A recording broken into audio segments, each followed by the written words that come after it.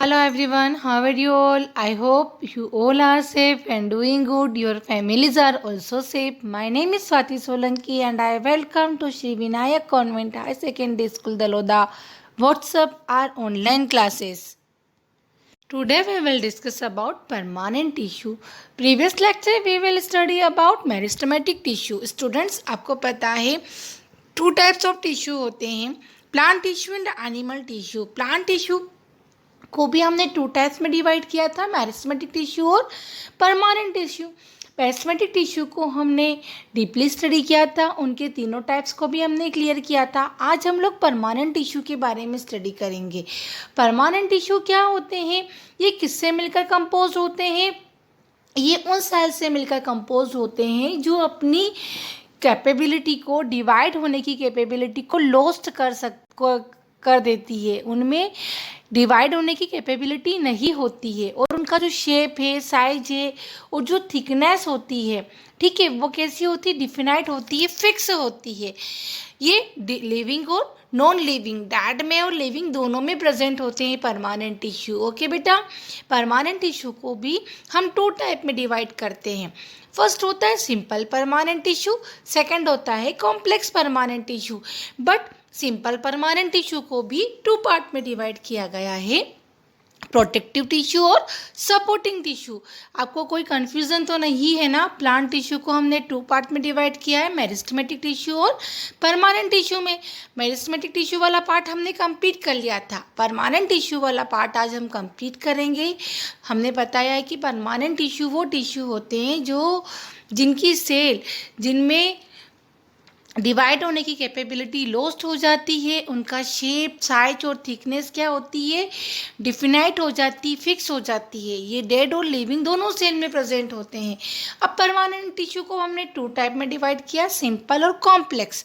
Simple permanent tissue भी to type के होते हैं, एक वो टिश्यू जो प्लांट की प्रोटेक्ट करते हैं और एक वो टिश्यू जो प्लांट को सपोर्ट प्रोवाइड करवाते हैं। तो फर्स्ट हम सिंपल परमानेंट टिश्यू के टाइप्स को डिस्कस करेंगे। ओके, देखिए हम पहले देखते हैं कि सिंपल परमानेंट टिश्यू का डिफाइन क्या होता है। तो ये जो है सिंपल परमानेंट टिश्यू, ये सेम टाइप ऑफ सेल से मिलकर बनती हैं, जिनका फंक्शन, स्ट्रक्चर क्या होता है? सिमिलर होता है। अब सिंपल परमानेंट टिश्यू को भी टू टाइप में इंक्लूड किया, मैंने भी बताया था आपको, प्रोटेक्टिव टिश्यू और सपोर्टिंग टिश्यू। प्रोटेक्टिव टिश्यू क्या करेंगे?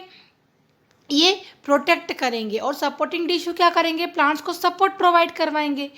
प्रोटेक्टिव टिश्यू जो होते हैं वो टू टाइप्स होते हैं, वो दो तरह के टिश्यू से मिलकर बनते हैं, एपिडर्मिस से, कॉर्क और फिलियम से।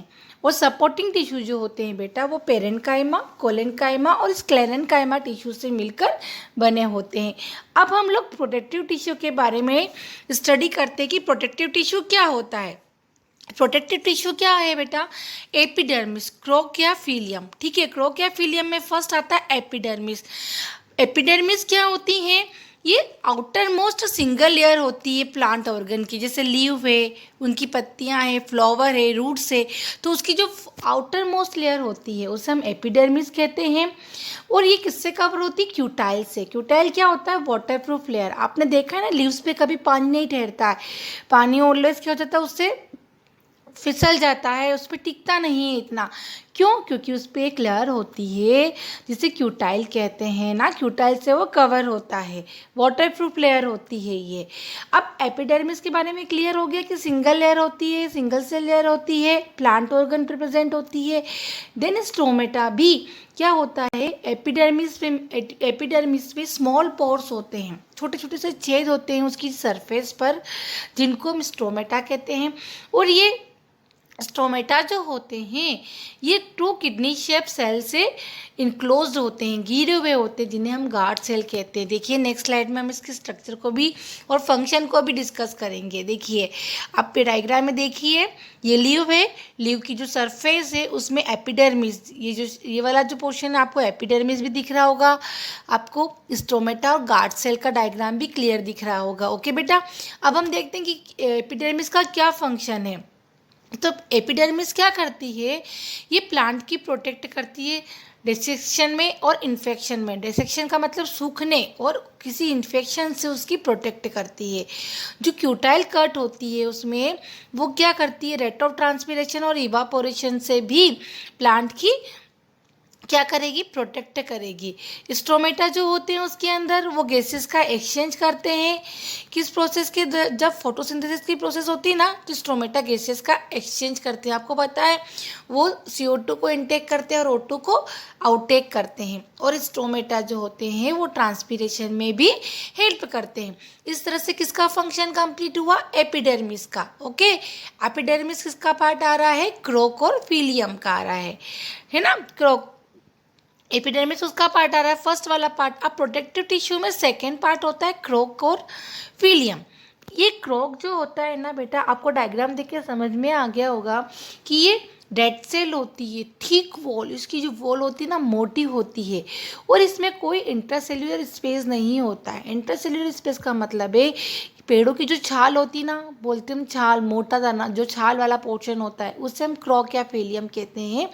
इससे ना तो कोई चीज़ अंदर जा सकती है और ना ही कोई चीज़ बाहर आ सकती है। इसकी जो सेल वॉल होती है वो क्रोक जो होती है वो डिपॉजिट हो जाती है वैक्सी सब्सटेंस को, जिसको हम क्या कहते हैं, सबरिन कहते हैं। और सेल वॉल इम्परमिएबल होती है। इम्परमिएबल का मतलब यही होगा कि ना तो कोई चीज़ अंदर जा सकेगी और ना ही कोई चीज़ इससे बाहर आ सकती है, और इसमें ना ही कोई प्रोटोप्लाज्म प्रेजेंट होता है ना। ये क्या हो गया हमारा प्रोटेक्टिव टिश्यू का कौन सा टाइप हुआ, क्रोक और फीलियम। अब हम क्रोक और फीलियम के फंक्शन भी देखते हैं। तो क्रोक और फीलियम क्या करते हैं बेटा, प्लांट्स को इंटीरियर या हम बोल सकते हैं कि इन्फेक्शन और मैकेनिकल इंजरी से बचाते हैं। ठीक है, उसके बाद ये शॉक एब्जॉर्बर भी है, इंसुलेटर और इंसुलेटर फॉर प्लांट्स भी है। शॉक एब्जॉर्बर का मतलब आपने देखा प्लांट्स जो होता है वो कितना भी उसको आप पुश कर दोगे पर वो वहीं अपनी प्लेस पे खड़ा होगा, तो वो शॉक एब्जॉर्बर है। और आपको पता है ठंड में भी उसको गर्मी प्रोवाइड होती है, किसके थ्रू होती है, क्रोक से, तो वो इंसुलेटर का फंक्शन भी करता है। ये क्या प्रोवाइड करता है, टफनेस प्रोवाइड करता है, उसको टफ रखता है प्लांट को। और क्रोक जो है उससे कुछ चीज़ें भी हमको मिलती है, स्पोर्ट्स गुड्स बनते हैं उससे, क्रिकेट बॉल है, टेबल टेनिस है, वुडन पेडल्स है, ये भी हमें किससे मिलते हैं, किससे बनाए जाते हैं, क्रोक से बनाए जाते हैं।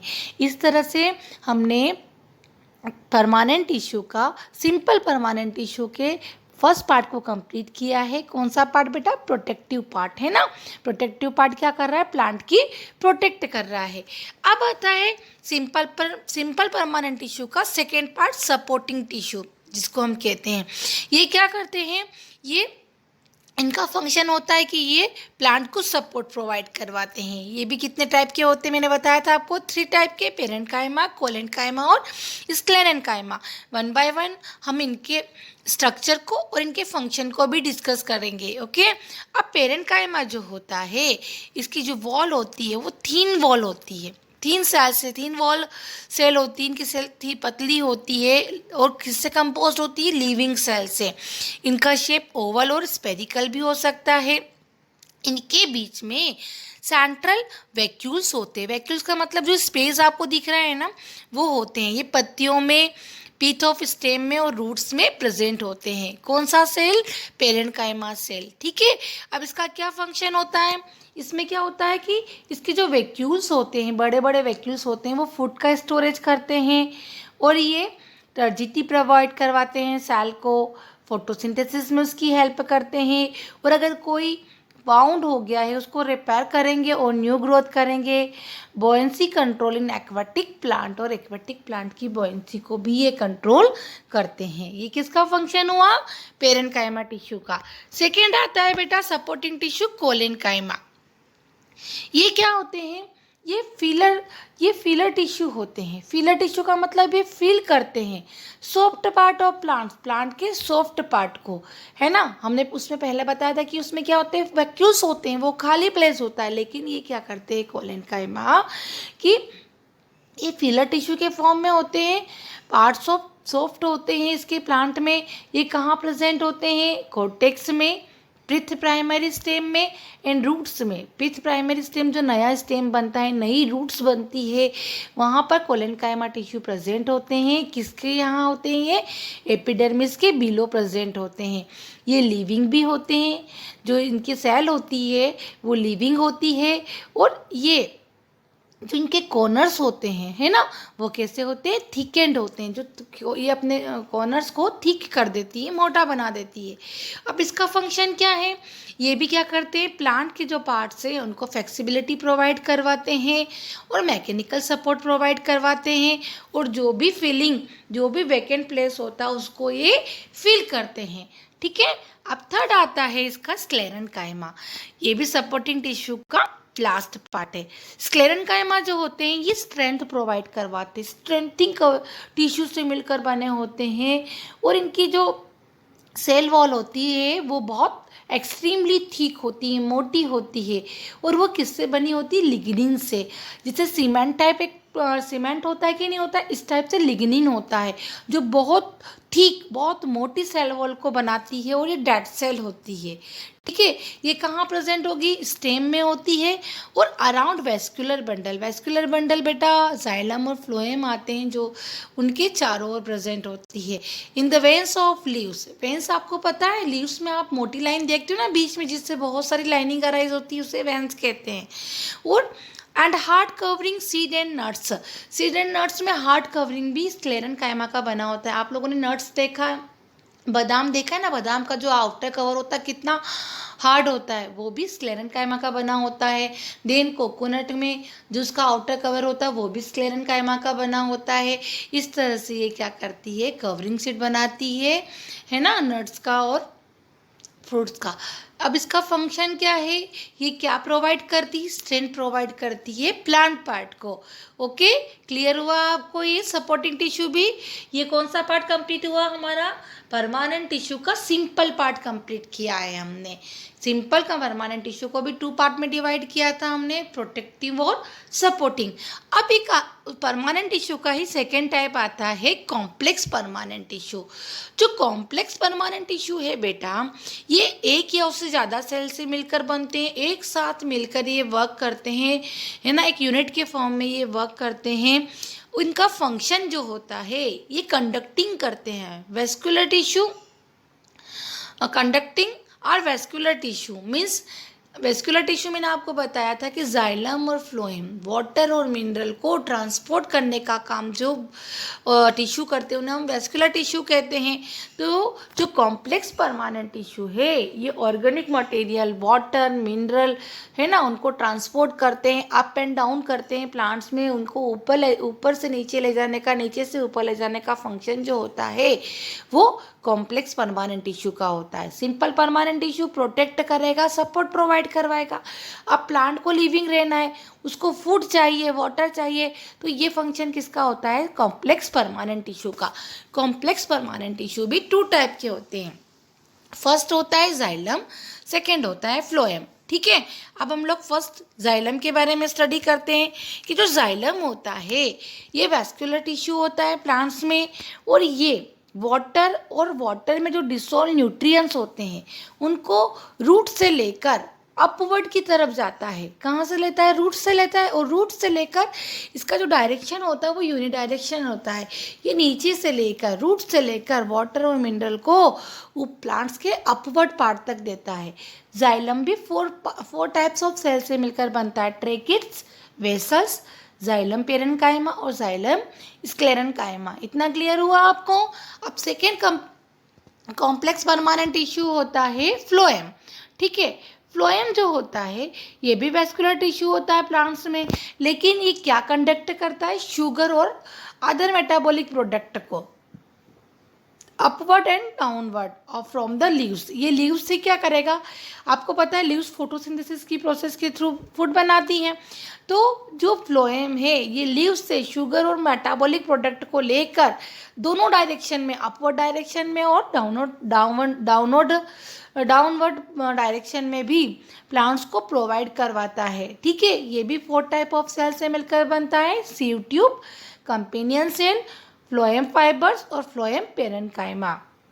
क्लियर हुआ आपको इतना? ठीक है। हम लोगों ने इतना पूरा कंप्लीट किया है। कौन सा टाइप कंप्लीट किया है हम लोगों ने? सिंपल। हम लोगों ने परमानेंट टिश्यू वाला पार्ट कंप्लीट किया है। प्रीवियस लेक्चर में हमारा मेरिस्टेमेटिक टिश्यू वाला पार्ट कंप्लीट हुआ था। ओके बेटा, आई होप आपको अच्छे से समझ में आया होगा। Have a nice day.